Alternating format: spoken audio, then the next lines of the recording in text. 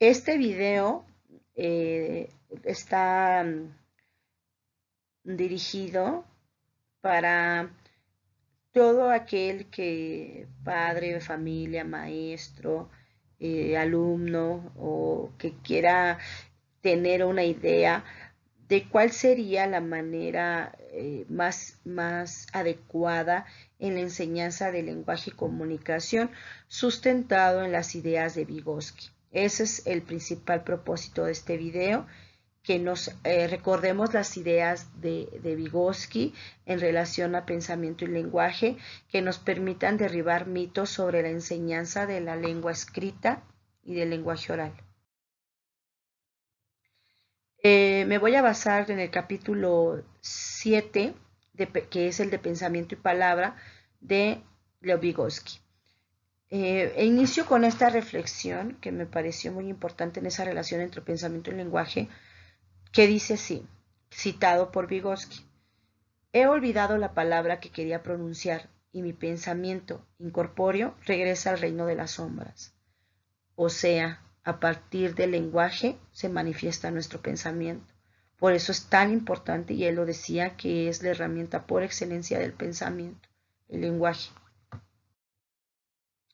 Él nos dice que hay a algunos animales, el lenguaje es fonéticamente semejante al humano, que solamente es la repetición de sonidos que pueden relacionar a pequeñas acciones, pequeños objetos y poder darle etiqueta, pero no hay una comprensión, no hay el pensamiento que tiene el ser humano, el desarrollo cognitivo que tiene el ser humano, les hace falta a estos animales para que tenga un desarrollo realmente el pensamiento y el lenguaje. Él comentaba que los antropoides tienen un intelecto afín al hombre.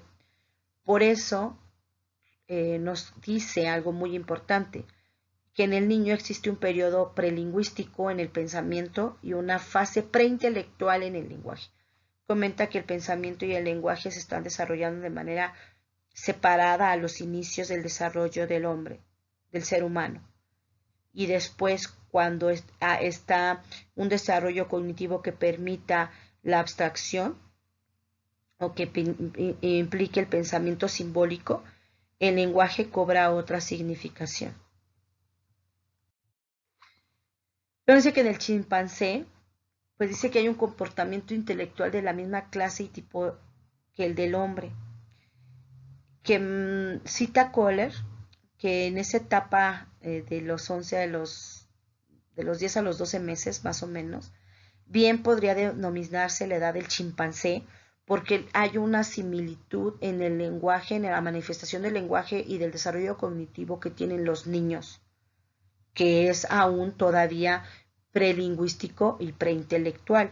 ¿Por qué? Porque es la falta del habla, esa ayuda técnica infinitamente valiosa, ya formalizada, ya en el lenguaje de comunicarnos, y la insuficiencia de imágenes, que es ese importante material intelectual que tenemos los humanos como el único animal pensante, con razonamiento, con raciocinio, lo que explica la tremenda diferencia entre los antropoides y el hombre. Entonces hay raíces preintelectuales del habla en el desarrollo infantil. El balbuceo, los gritos y aún sus primeras palabras son etapas claramente establecidas que no tienen nada que ver con el desarrollo de pensamiento aún. Simplemente los niños repiten, como el periquito, lo que escuchan, los sonidos que escuchan de los demás. Pues también decía Vygotsky que el lenguaje es un acto social, porque a partir de la comunicación de la escucha con el otro es cuando yo también adquiero el lenguaje oral y después escrito.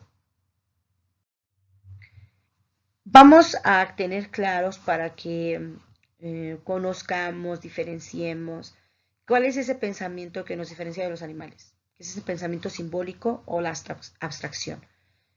El pensamiento simbólico es la capacidad que permite al ser humano crear y manejar diversas imágenes mentales, representaciones simbólicas de la realidad que van más allá de la experiencia o del contacto directo con el entorno. El ser humano tiene la capacidad de poder representar mentalmente los objetos sin necesidad de tenerlos presentes o de visualizarlos. los visualizas en tu cerebro, en tu cabeza. Del latín, la abstracción, del latín abstractio, el concepto de abstracción está vinculado al verbo de abstraer, separar las propiedades de un objeto a través de una operación mental, dejar de prestar atención al mundo sensible para centrarse en un pensamiento, ¿sí? O sea, el ser humano tiene la capacidad después de un desarrollo en las primeras etapas del desarrollo, de generar ese proceso, de ese desarrollo de concepto de abstracción que permite que no de lo concreto ya estemos sujetos a lo concreto para una representación mental. Los niños por eso generan o tienen un proceso de aprendizaje pues diferente al adulto, porque ellos están en ese proceso de desarrollo del pensamiento simbólico y la abstracción. Por eso son concretos, por eso a partir de los sentidos, como decía Piaget, de esa etapa de sensoriomotora o concreta, los niños de operaciones concretas, los niños a partir del entorno, a partir del conocimiento del entorno, porque no nacen conociendo el total de su realidad, sino la conocen a partir de esa experiencia con la realidad, van creando esas imágenes mentales y también su desarrollo cognitivo tiene fases donde el niño, dos años y medio puede ya generar otro tipo de desarrollo cognitivo que le permite incluso hasta comunicarse de manera más avanzada. ¿Por qué? Porque está en una etapa sensoromotoria que solamente es estímulo-respuesta. Y ya después cuando hay un proceso cognitivo, un desarrollo cognitivo adecuado, puede generar un proceso de lenguaje más elaborado, que es el que nos diferencia de los animales. Como les comentaba, a los 2 años las dos curvas de desarrollo se encuentran, es lo que decía Vygotsky, el pensamiento y lenguaje, se encuentran para poder generar otro tipo de avance en ambos, porque pensamiento y lenguaje se implican mutuamente, se estimulan mutuamente y ambos se desarrollan y se potencializan al momento de tener ese vínculo entre pensamiento y lenguaje. Comenta que en este momento los niños hacen el gran descubrimiento de su vida porque se encuentra con que cada cosa tiene su nombre. Ya sabemos entonces que el niño, si yo le digo manzana, ya sabe que es una manzana, aunque no la tenga en ese momento presente. En este instante crucial en que el lenguaje comienza a servir al intelecto y los pensamientos empiezan a ser expresados. Entonces aparece la función simbólica de las palabras, que tiene que ver con ese pensamiento abstracto o simbólico o la abstracción. Demostrar que cada paso en el desarrollo del significado de las palabras presenta una relación particular propia entre pensamiento y lenguaje. Hay una relación sumamente estrecha entre el pensamiento y el lenguaje. Primero los niños conocen solamente las palabras que los otros le están diciendo que repita o que lo adulto le da a conocer. Pero después el niño tiene esa necesidad de expresarse en palabras y activamente quiere saber sobre qué significan esos signos vinculados a los objetos o cómo se llaman esos objetos o comunicarse para expresar lo que quiere o su necesidad básica en esos momentos. Entonces concluye Vygotsky que en su desarrollo ontogenético el pensamiento y el lenguaje provienen de distintas raíces genéticas. O sea que al principio pensamiento y lenguaje se desarrollan de manera como dos líneas, pero que no se tocan, sino cada una tiene su curso, genera su propio curso de desarrollo. En el desarrollo del habla del niño podemos establecer con certeza una etapa preintelectual y en su desarrollo intelectual una etapa prelingüística, que como les decía, hasta que no haya un desarrollo cognitivo que permita comprender el lenguaje en la parte simbólica. Hasta en un cierto punto en el tiempo, las dos líneas separadas tienen su curso independientemente una de la otra, como les decía. Tienen raíces distintas en su desarrollo. En un momento determinado estas líneas se encuentran y entonces el pensamiento se torna verbal y el lenguaje racional. El lenguaje externo nos dice que es el lenguaje oral, pues arranca una palabra, o sea, identificando los objetos, después conecta dos o tres y empieza el niño a comunicarse a partir de frases simples o un poquito más complejas, pero va de la fracción al todo, de la palabra a la frase, ese es el lenguaje oral.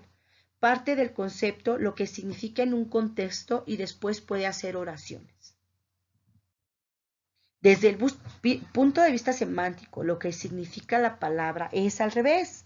Parte de una totalidad de un complejo significativo, solo más tarde comienza a dominar las diferentes unidades semánticas y a expresarse dividiendo su pensamiento en unidades. Va del todo a la fracción. Por eso el acto de escritura es distinto al acto de hablar, porque queremos enseñarle a los niños a escribir como aprendemos a hablar y no, porque para escribir necesitas un proceso simbólico y de pensamiento. Primero el pensamiento capta la realidad de manera general y después particular. No en el habla, que primero captas las fracciones de los objetos para comunicar frases u oraciones, para que derrumbemos mitos sobre esa enseñanza fragmentada y lo estamos haciendo el proceso al revés porque no estamos atendiendo algo bien importante que nos dice Vygotsky: la lengua escrita es distinta a la lengua oral, porque la oral implica semántica, implica significación. Por eso el lenguaje oral va de lo particular a lo general, de la palabra a la frase, y la semántica, que es entender el lenguaje escrito, va de lo general a lo particular, de la oración a la palabra. Por eso los niños primero tienen que identificar las oraciones o las palabras en el mundo y relacionar y incluso asociar sonidos y letras y esos símbolos que les dicen letras para empezar a formar las palabras. Y después las letras que implican de manera particular esa palabra. Los niños empiezan a ver primero la generalidad, la oración, después la dividen en palabras y luego las letras, para que lo podamos comprender y no hagamos lo que hacemos, porque el ejercicio de la escritura lo hacemos al revés. Empezamos a enseñar primero las letras y después empezamos a ver lo global, y no es así. El pensamiento del niño en la semántica es al revés. Va de lo general y después al particular.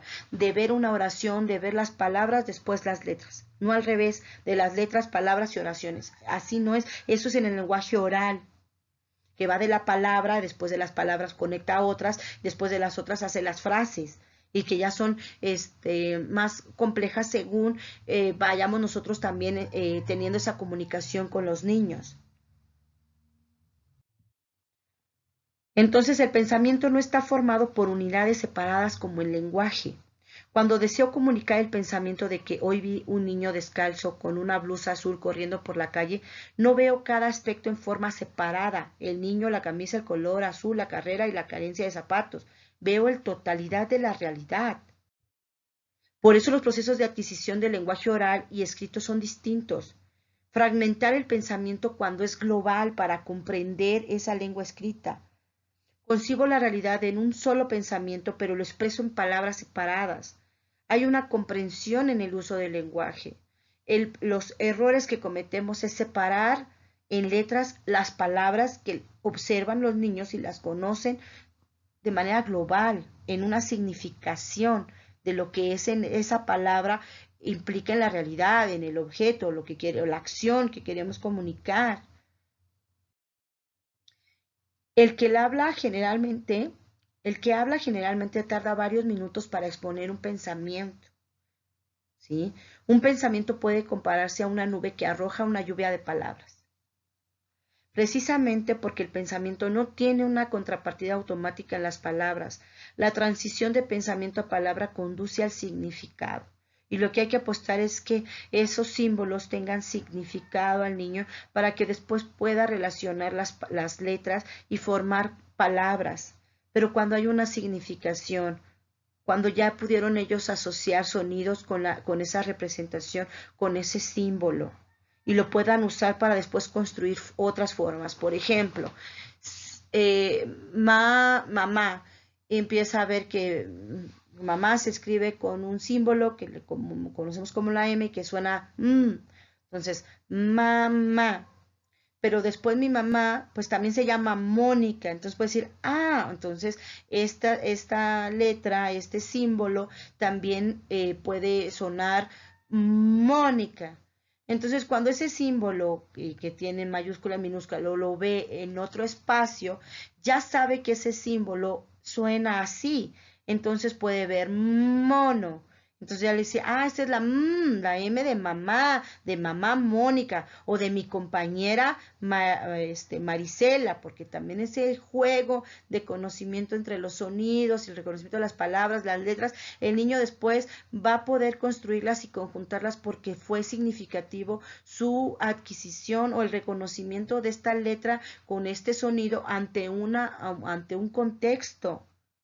Y entonces el niño ya las va a poder usar hasta de manera autónoma porque ya las reconoció, pero de lo global, del uso global a lo particular, porque si nosotros cometemos el error de separarlas en letras, los niños no van a poder ni siquiera relacionar el de, por ejemplo, me, mi, mo, mu, porque los niños no van a poder conjuntarlas porque las han visto de manera fragmentada.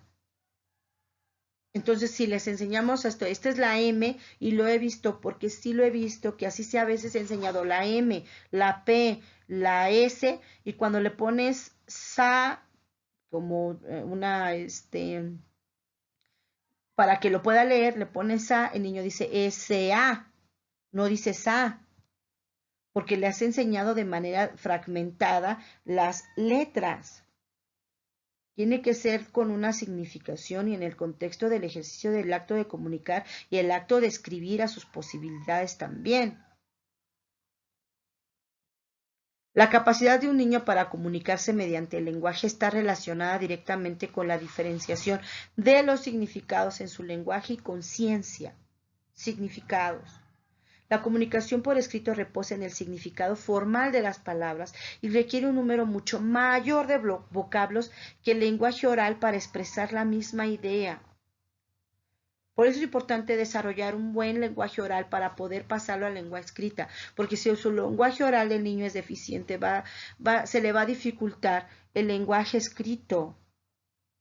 Es importante que antes que empecemos a la formalización de la lengua escrita, que es cuando estamos hablando de un desarrollo cognitivo más avanzado en los niños, se empiece primero a fortalecer su lenguaje oral. Preocupémonos por fortalecer y desarrollar su lenguaje oral en los primeros años de vida, para que se le facilite su lenguaje escrito y también su significación y comprensión del mismo.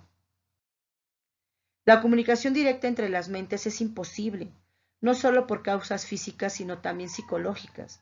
La comunicación solo puede lograrse en forma indirecta. El pensamiento debe pasar primero a través de los significados y luego a través de las palabras. Eso lo dice Vygotsky. Estos son citas de Vygotsky. Pues muchas gracias, espero que esta pequeña presentación que nos recuerde la teoría sociocultural, le han llamado de Vygotsky, nos permita entender la importancia de la adquisición de la lengua oral y escrita y su relación con el pensamiento y nos permita tomar decisiones adecuadas para la enseñanza del campo de formación del lenguaje y comunicación. Esa es la mayor intención, que derrumbemos mitos sobre la enseñanza y que no solo no ayudan en la adquisición del lenguaje, por eso tenemos problemas de comprensión después, sino incluso entorpecen la línea de desarrollo y después van a dificultar la adquisición adecuada del lenguaje tanto oral como escrito. Espero les haya servido el video y que les ayude a poder generar otro tipo de estrategias para la enseñanza de la lengua escrita. Y también, si se puede, los socialicen con algunos padres de familia que también insisten en el hecho de enseñar a leer y escribir de manera tradicional, y que eso no ayuda a que a su hijo haga una comprensión correcta del lenguaje escrito y la importancia del lenguaje oral previo al desarrollo del lenguaje escrito, y que el lenguaje escrito no se enseña como nos enseñaron a nosotros, separando las letras de la realidad, ¿no? Como si fueran entes distintos a la realidad, sino en el ejercicio, en el acto de comunicar y escribir a su manera, el niño va identificando las palabras. Pues muchas gracias por su atención.